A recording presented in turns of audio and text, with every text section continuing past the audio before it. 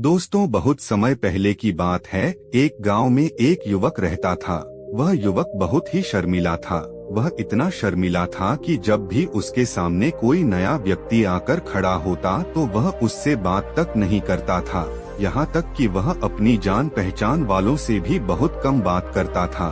वह अपनी इस आदत से खुद भी परेशान था, क्योंकि वह अपने मन की बात किसी से नहीं कह पाता था। जैसे जैसे समय गुजरता गया, उसकी यह आदत और भी बढ़ती चली गई। अब वह पहले से भी ज्यादा परेशान और निराश रहने लगा। उसे समझ नहीं आ रहा था कि वह इस समस्या से छुटकारा कैसे पाए। उसके घर वाले उसकी चिंता करते और कहते यह जीवन में कुछ कर भी पाएगा या नहीं। वह ज्यादा पढ़ा लिखा भी नहीं था। वह जहाँ पर भी काम पर जाता, लोग उसके भोलेपन का फायदा उठाते, उसको परेशान करते और वह बिना कुछ बोले ही वहाँ से चला जाता था। सभी कामों पर लोग उसके साथ ऐसा ही व्यवहार करते, जिसके कारण वह सभी काम छोड़ देता था। उसका किसी भी काम में मन नहीं लगता था। उसके मन में बातों के बड़े बड़े तूफान उठ रहे थे। वह अपनी बातें किसी को बताना चाहता था, लेकिन अपनी शर्माने की आदत के कारण किसी से कुछ नहीं कह पाता था। अब वह अंदर ही अंदर घुट रहा था। जब वह बच्चा था तो लोग उसकी इस आदत की सराहना करते थे। लोग उसको पसंद करते थे, लेकिन अब उसको वही आदत बहुत परेशान कर रही थी। वह खुद भी चाहता कि वह अपने मन की बातें लोगों के साथ शेयर कर सके, लेकिन जब उसके सामने कोई आता तो उसकी जुबान खुलती ही नहीं थी, मानो किसी ने जुबान को चिपका दिया हो। उसकी एक दो मित्र थी जिनके साथ वह अपनी बातें कभी कभी शेयर कर लिया करता था, लेकिन वे भी उसका मजाक उड़ाते कि देखो, आज तो गूंगे के मुंह में भी जुबान आ गई है। उसके माता पिता भी उसको लेकर बहुत चिंता करते थे। वे चाहते थे कि उनका बेटा भी लोगों के सामने खुलकर बोल सके। एक दिन उसके पिता ने दूसरे लोगों के सामने उसको शर्मिंदा होते देखा तो उसके पिता ने उसको बहुत खरी खोटी सुनाई। उसको बहुत डांटा, जिससे वह युवा लड़का बहुत दुखी हुआ और घर छोड़कर भाग गया। अब उसके मन में आत्महत्या का विचार आने लगा। वह सोच रहा था कि ऐसी जिंदगी जीकर मैं क्या करूंगा, इसलिए वह मरने के लिए एक पहाड़ की चोटी पर पहुंचता है। वह पहाड़ की चोटी पर खड़ा होकर भगवान से कहता है, हे भगवान, तूने मुझे ऐसा क्यों बनाया? जब मैं किसी से बात ही नहीं कर सकता तो मेरे जीने का क्या फायदा? वह नीचे कूदने ही वाला था कि पीछे से आवाज आई, रुको, मरना बहुत आसान है, लेकिन क्या तुम यह जीवन दोबारा पा सकोगे? वह रुक जाता है और जैसे ही पीछे मुड़कर देखता है तो एक बौद्ध भिक्षु वहाँ पर खड़े हुए थे, लेकिन अपनी शर्माने की आदत के कारण वह कुछ नहीं बोल पाया। बौद्ध भिक्षु उस युवक से पूछते हैं, क्या बात है? तुम इस अनमोल जीवन को खत्म क्यों करना चाहते हो? तुम्हें तुम्हारा जीवन व्यर्थ क्यों लग रहा है? तो वह युवक कहता है, नहीं नहीं, कुछ नहीं, मैं तो बस यहाँ खड़ा होकर पहाड़ों का नजारा देख रहा हूँ। बौद्ध भिक्षु कहते हैं, तुम मुझसे कुछ नहीं छुपा सकते, क्योंकि मैं जानता हूँ तुम यहाँ आत्महत्या करने के लिए आए थे। बेटा, तुम मुझे तुम्हारी समस्या बताओ, तभी तुम्हें कोई उपाय बता पाऊंगा। युवक कहता है, आप जाइए, यहाँ से मुझे कुछ नहीं हुआ है। बौद्ध भिक्षु ने कहा, बेटा, मैं यहाँ पर तुम्हारी मदद के लिए ही आया हूँ, लेकिन यदि तुम नहीं चाहते कि मैं तुम्हारी मदद करूं तो मैं यहाँ से चला जाता हूँ, लेकिन याद रखना, मेरे अलावा तुम्हारी कोई मदद नहीं कर पाएगा। इतना कहकर बौद्ध भिक्षु वहाँ से चल पड़ते हैं। युवक वहाँ खड़ा होकर देख रहा था। बौद्ध भिक्षु थोड़ी दूर ही पहुँचे थे कि अचानक पीछे से आवाज आती है, गुरुदेव, मेरी समस्या बहुत बड़ी है, क्या आप इसका समाधान कर पाएंगे? बौद्ध भिक्षु वहीं पर रुक जाते हैं और कहते हैं, इस दुनिया में कोई भी समस्या ऐसी नहीं जिसका समाधान नहीं हो सके। अगर तुम तुम्हारी समस्या बताओगे तो मैं जरूर समाधान करूंगा। युवक कहता है, गुरुदेव, मैं बहुत शर्मीला हूँ, जिसके कारण मैं किसी से खुलकर बात नहीं कर पाता, अपने मन की बात किसी से नहीं कह पाता। जब कोई मुझे कुछ कह देता है तो मैं उसका जवाब नहीं दे पाता। युवक की बातें सुनकर बौद्ध भिक्षु ने कहा, जरूरत से ज्यादा शर्मीला होने का मतलब है कि तुम्हारे अंदर कोई न कोई डर छिपा हुआ है, जिसे तुम पहचान नहीं पा रहे हो। शर्माना एक अलग बात है और डरना एक अलग। जब हमारे अंदर डर होता है तो हमें चारों ओर डर ही नजर आता है और हम किसी से अपनी बात नहीं कह पाते। लेकिन इसे शर्माना नहीं कहते, क्योंकि शर्म तो हमें बस एक हद तक ही चुप रख सकती है। फिर बौद्ध भिक्षु ने युवक से पूछा, तुम्हें सबसे अधिक किसके साथ बात करने में शर्म आती है? युवक ने कहा, मेरे पिताजी से। बौद्ध भिक्षु कहते हैं, जब तुम अपने पिता से बात करते हो तो तुम कैसा महसूस करते हो? युवक ने कहा, जब भी मैं मेरे पिता से बात करने की कोशिश करता हूँ तो मुझे लगता है मानो मेरे पिताजी मुझ पर गुस्सा करेंगे, मुझे डांटेंगे। साथ ही मुझे डर लगा रहता है कि कहीं मेरे मुंह से कोई गलत शब्द न निकल जाए। फिर वह कहता है, गुरुवर, क्या कोई ऐसा उपाय है जिससे मेरा यह डर निकल जाए और मैं जिससे भी बात करूं पूरे आत्मविश्वास के साथ कर सकूं? बौद्ध भिक्षु उस युवक की सारी बातें सुनकर कहते हैं, जाओ और अपने पिता से कहो कि मुझे कोई काम करना है, इसलिए मुझे कुछ पैसे चाहिए। अगर तुम अपने पिता से पैसे मांगने में सफल हो गए तो मैं तुम्हें तुम्हारी समस्या का समाधान जरूर बताऊंगा। यह सुनकर युवक डर गया और कहने लगा, गुरुदेव, मेरे पिता के सामने तो मेरी आवाज तक नहीं निकलती, तो फिर मैं उनसे पैसे कैसे मांगूंगा?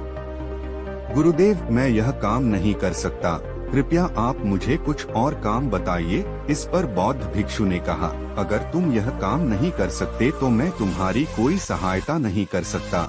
अगर तुम चाहते हो कि तुम्हारे अंदर का डर खत्म हो तो तुम्हें यही काम करना होगा। काफी सोच विचार के बाद युवक कहता है, ठीक है गुरुदेव, मैं यह काम करने की कोशिश करूँगा। फिर वह युवक घर पहुंचता है। उसके माता पिता उसको देखकर बहुत खुश होते हैं। वह डरते डरते अपने पिता से कहता है, पिताजी, मुझे आपसे कुछ बातें करनी है। उसके पिता कहते हैं, बोलो, क्या बात है? युवक कहता है, पिताजी, मैं कुछ नया काम शुरू करने जा रहा हूँ, जिसके लिए मुझे थोड़े पैसे चाहिए। उसके पिता ने उसको देखा कि वह डरा हुआ है, तो उसके पिता ने उसको कहा कि डरने की कोई बात नहीं है, और खुशी खुशी उसको पैसे दे देता है और कहता है, अगर और भी पैसे चाहिए तो मुझसे मांग लेना। युवक ने कहा, नहीं पिताजी, यही पैसे बहुत हैं। वह युवक पैसे लेकर भागता हुआ बौद्ध भिक्षु के पास पहुंचता है और कहता है, गुरुदेव, जैसा आपने कहा था मैंने वैसा ही किया। अब मेरी समस्या का समाधान मुझे बताइए। बौद्ध भिक्षु ने कहा, अभी तो तुम्हें मेरा एक काम और करना है, तभी मैं तुम्हारी सहायता करूंगा। युवक ने कहा, गुरुदेव, अभी तो मैंने एक काम किया है और अब आप कह रहे हैं कि एक काम और करना है। नहीं गुरुदेव, मैं और काम नहीं कर सकता। फिर बौद्ध भिक्षु ने कहा, अगर तुम मेरा यह काम नहीं करोगे तो तुम्हें पूरी जिंदगी तुम्हारी समस्या के साथ जीना होगा। तुम कभी भी अपने मन का डर नहीं निकाल पाए। युवक कहता है, गुरुदेव, ठीक है, मैं तैयार हूँ, बताइए क्या काम करना है। बौद्ध भिक्षु ने कहा, जो पैसे तुम अपने पिता से मांग कर लाए हो, वे पैसे अपने पिता को वापस करके आओ और उनसे कहना कि मुझे अभी पैसे नहीं चाहिए, मैं बाद में काम शुरू करूंगा, तभी आप मुझे पैसे दे देना। युवक कहता है, गुरुदेव, अभी तो मैं अपने पिता से पैसे मांग कर लाया हूँ और अगर मैं अब उनको पैसे वापस करूँगा तो वे मुझ पर गुस्सा करेंगे। गुरुदेव, मैं यह काम नहीं करने वाला, मुझे कोई और काम बताइए। बौद्ध भिक्षु ने कहा, अगर तुम्हें तुम्हारी समस्या का समाधान चाहिए तो तुम्हें यही काम करना होगा। वह सोच विचार करने के बाद कहता है, ठीक है गुरुदेव, मैं यह काम जरूर करूँगा। वह अपने पिता के पास पहुँचता है और कहता है, पिताजी, मैं अभी काम शुरू नहीं कर रहा हूँ, इसलिए मुझे अब पैसे नहीं चाहिए। जब मैं काम शुरू करूँगा तो आप मुझे तब पैसे देना। यह सुनकर उसके पिता उसे कुछ देर घूरकर देखने के बाद उसे गले लगाते हुए कहते हैं, बेटा, मैं समझ सकता हूँ कि कोई भी काम शुरू करने से पहले हमें यह देखना होता है कि इस काम में कितना खर्च आएगा, इस काम में कितना लाभ हो सकता है, कितना नुकसान हो सकता है। उसके पिता कहते हैं, कोई बात नहीं, जब तुम्हें यह लगे कि तुम्हें अब नए काम की जानकारी मिल चुकी है, मैं तब तुम्हें यह पैसे लौटा दूंगा। वह युवक अंदर ही अंदर बहुत खुश हुआ, क्योंकि उसको उम्मीद नहीं थी कि उसके पिता उसके साथ इतना अच्छा बर्ताव करेंगे। युवक अब बौद्ध भिक्षु के पास पहुंचता है और कहता है, गुरुदेव, आपने जो कहा था मैंने वह किया, अब तो आप मेरी समस्या का समाधान बता दीजिए। बौद्ध भिक्षु हंसते हुए कहते हैं, अभी तो तुम्हें मेरा एक काम और करना है। युवक ने कहा, गुरुदेव, आप मुझसे बार बार इस तरह के काम क्यों करवा रहे हैं? कहीं ऐसा तो नहीं कि आपके पास मेरी समस्या का कोई समाधान ही न हो, या फिर आप भी और लोगों की तरह मेरा मजाक बना रहे हो? मुझे तो लगता है आप मुझे बेवकूफ बना रहे हैं। कभी कहते हैं अपने पिता से पैसे लेकर आओ, कभी कहते हैं पैसे वापस करके आओ। गुरुदेव, ये कैसा मजाक है? अब मैं आपका कोई काम नहीं करने वाला। बौद्ध भिक्षु ने कहा, बेटा, ये आखिरी काम है, तुम मेरा एक काम और कर दो, इसके बाद मैं तुम्हारी समस्या का समाधान जरूर बताऊंगा। ये मेरा तुमसे वादा है। युवक मन ही मन सोचता है कि यह काम भी करके देख लूं, शायद मुझे मेरी समस्या का हल मिल जाए। युवक कहता है, ठीक है गुरुदेव, बताइए क्या करना है। बौद्ध भिक्षु युवक को एक साधारण सी मूर्ति देते हैं और कहते हैं, इसको बाजार में जाकर बेचो और इसके बदले 200 चांदी के सिक्के लेकर आओ। युवक उस मूर्ति को अपने हाथ में लेकर देखता है और कहता है, गुरुवर, कहीं आपका दिमाग तो नहीं खराब हो गया? इस साधारण सी मूर्ति के बदले 1-2 चांदी के सिक्के मिल जाए भी बहुत हैं, और आप कह रहे हैं कि 200 चांदी के सिक्के लेकर आओ। बौद्ध भिक्षु ने कहा, अगर तुम ये काम करोगे तो तुम्हें तुम्हारी समस्या का समाधान मिल जाएगा, और अगर तुम ये काम नहीं करना चाहते तो अपने घर जा सकते हो और फिर से वही अपना पुराना दर्द भरा जीवन शुरू कर सकते हो। युवक मन ही मन सोचता है कि मुझे तो हर हाल में मेरी समस्या का समाधान चाहिए, इसलिए वह मूर्ति लेता है और बाजार में चला जाता है। बाजार पहुंचकर वह एक जगह पर खड़ा हो जाता है। वह इंतजार करता है कि कोई उससे मूर्ति के बारे में पूछेगा और फिर वह उसे कहेगा कि वह यह मूर्ति बेचने आया है। लेकिन बहुत देर तक भी इंतजार करने के बाद उसके पास कोई नहीं आया। फिर युवक देखता है कि उसके आसपास वाले चिल्ला चिल्लाकर अपना सामान बेच रहे हैं, तो वह भी आवाज लगाना शुरू करता है, लेकिन उसकी आवाज बहुत कम थी, जिसके कारण उसके पास कोई नहीं आ रहा था। देखते ही देखते सूरज ढलने लगता है। अब युवक को डर लगने लग रहा था कि कहीं बौद्ध भिक्षु वहां से चले न जाए। अगर वे चले गए तो उसकी समस्या का समाधान कौन करेगा? इसलिए वह जोर जोर से चिल्लाने लगता है कि मूर्ति ले लो, मूर्ति ले लो, 200 चांदी के सिक्के के बदले यह मूर्ति ले लो। फिर उसके पास बहुत सारे लोग आना शुरू हो जाते हैं। एक व्यक्ति उससे पूछता है कि ऐसी क्या खास बात है इस मूर्ति में जो तुम इसके बदले 200 चांदी के सिक्के मांग रहे हो? युवक ने कहा, मुझे नहीं पता, मैं तो बस यहाँ पर मूर्ति बेचने आया हूँ। इस पर वह व्यक्ति बोला, अगर ऐसा है तो यह मूर्ति कोई भी नहीं खरीदेगा। उसके पास बहुत सारे लोग आए, लेकिन सबका एक ही सवाल था कि मूर्ति की खासियत क्या है। उसने लोगों को बहुत समझाने की कोशिश की, लेकिन नहीं समझा पाया। फिर युवक देखता है बाजार के बाकी लोग अपने सामान की खासियत बता कर अपना सामान बेच रहे हैं, इसलिए उसको भी अगर मूर्ति बेचनी है तो उसको मूर्ति की खासियत बतानी पड़ेगी। अब वह जोर जोर से आवाज लगाने लगता है, सभी समस्याओं का समाधान करने वाली मूर्ति ले लो, मात्र 200 चांदी के सिक्के में मूर्ति ले लो। यह सुनकर उसके पास लोगों की भीड़ लग गई और लोग उससे पूछने लगे कि क्या यह मूर्ति सच में सभी समस्याओं का हल कर देती है? तो युवक कहता है, जी हाँ, चाहे कैसी भी समस्या हो, यह मूर्ति हर समस्या का समाधान निकाल सकती है।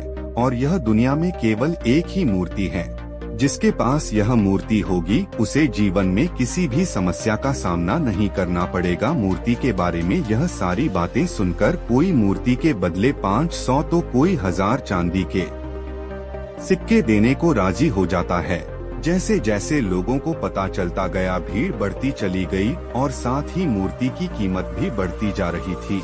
अब वह युवक और भी जोर लगाकर पूरे आत्मविश्वास के साथ आवाज लगा रहा था। अब वह लोगों को मूर्ति के बारे में खुलकर बोल पा रहा था। अब उसके मन में किसी प्रकार का डर या शर्म नजर नहीं आ रही थी। लोगों की भीड़ बढ़ती ही जा रही थी। अंत में युवक हाथ जोड़कर कहता है, मुझे माफ कीजिए, यह मूर्ति मेरी नहीं है। यह तो मेरे गुरुवर की है, मैं इसको नहीं बेच सकता। अब वह युवक मूर्ति को लेकर बौद्ध भिक्षु के पास जाता है और कहता है, गुरुदेव आपका बहुत बहुत धन्यवाद, आपकी मूर्ति ने तो मेरी समस्या का समाधान कर दिया। बौद्ध भिक्षु ने कहा, तुमने तुम्हारी समस्या का समाधान खुद किया है, मैंने नहीं। तुम्हारे मन में बहुत सारे सवाल थे कि मैं यह करूँगा तो लोग क्या कहेंगे, अगर मैं बोलूँगा तो कहीं लोग मेरा मजाक उड़ाने लग जाएं। परंतु मूर्ति बेचने के दौरान तुम्हारा सामना लोगों की भीड़ से हुआ, भीड़ से तुमने खुलकर बात की, जिससे तुम्हारे मन का डर और शर्म अपने आप समाप्त हो गई। युवक बौद्ध भिक्षु से कहता है, गुरुदेव आपने मेरे अंदर एक विश्वास पैदा कर दिया है, जिससे मैं अपने जीवन में कुछ भी प्राप्त कर सकता हूँ। दोस्तों, डर को आराम आराम से खत्म करने से आपको शर्म आना भी बंद हो जाएगी और आप चाहे किसी भी क्षेत्र में जाएं, आप खुलकर बोल पाएंगे। और जो व्यक्ति अपनी बात को दूसरों के सामने बिना डरे रखना जानता है, वह जरूर कामयाब होगा। लोग तुम्हारे बारे में क्या सोचेंगे, लोग क्या कहेंगे, यह सोचना छोड़ो और अपने अंदर विश्वास पैदा करो कि तुम कुछ भी कर सकते हो।